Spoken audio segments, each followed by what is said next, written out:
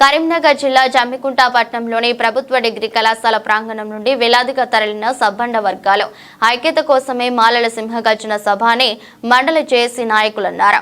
ఆదివారం మండలంలోని వివిధ గ్రామాల నుండి మాలలు హలో మాలా చలో హైదరాబాద్ సభకు వందలాదిగా వెళ్తున్న బస్సులను ఆయన జెండా ఊపి ప్రారంభించారు. ఈ సందర్భంగా మాట్లాడుతూ అన్ని వర్గాల ప్రజలు ఐక్యంగా ఉండడం కోసమే సభకు తరలి వెళ్తున్నామన్నారు. కేంద్ర రాష్ట్ర ప్రభుత్వాలు విభజించి పాలించే విధానాన్ని తీసుకొస్తుందన్నారు. వర్గీకరణ వద్దని కలిసి ఉంటే ముద్దని తెలిపారు. కార్యక్రమంలో శీలం రాజు, కోడిగుడి ముగులయ్య, న్యాత రాజు, గూడపు సారంగపాణి, ఎర్రభద్రి రాజమౌళి, న్యాత ఆనంద్, మాదాసు ముగిలి, సుంకరి శ్రీనివాస్, ఎడ్ల రమేష్, కర్ణే నర్సయ్య, తాడం దిలీప్, లభద్రి సమ్మయ్య, పోతుల ఎల్లయ్య తదితరులు పాల్గొన్నారు.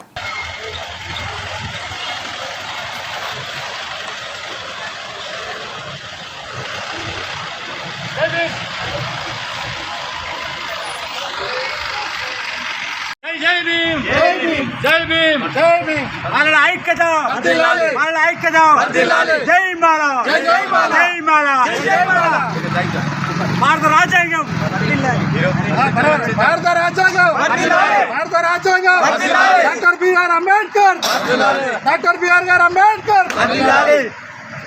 ఈరోజు హైదరాబాద్లోని పరేడ్ గ్రౌండ్లో మాలల సింహగర్జనకు హైదరాబాద్ నియోజకవర్గం నుంచి సుమారుగా 5,000-6,000 మంది మన జమ్మికుంట, హుజురాబాద్, ఇల్లంతకుంట, కమలాపూర్, వీణవంక మండలాల నుంచి మాల కులస్తులు భారీ సంఖ్యలో తరలి వెళ్ళడం జరుగుతుంది.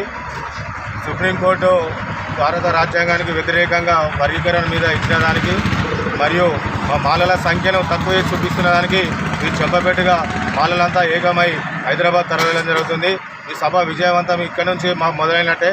దాదాపు ఈ సభను విజయవంతం చేసుకొని అందరం మాలలంతా ఐక్యంగా ఉండాలని మేము హైదరాబాద్ నియోజకవర్గం నుంచి కోరుకుంటున్నాం. జై మాల జై మాల. గౌరవనీయులు మాల సోదరులందరికీ పేరు పేరున జై భీమ్ చెప్తున్నాను. ఈరోజు హైదరాబాద్లో జరిగే సింహగర్జనకు అత్యధిక సంఖ్యలో హాజరవుతున్నారు. ఇవాళ మా మండల చొప్పున కూడా ఇవాళ 5,000 మంది మా 4 మండలాల నుంచి బయలుదేరారు. బస్సులు అన్నీ ఫుల్ అయిపోయినాయి.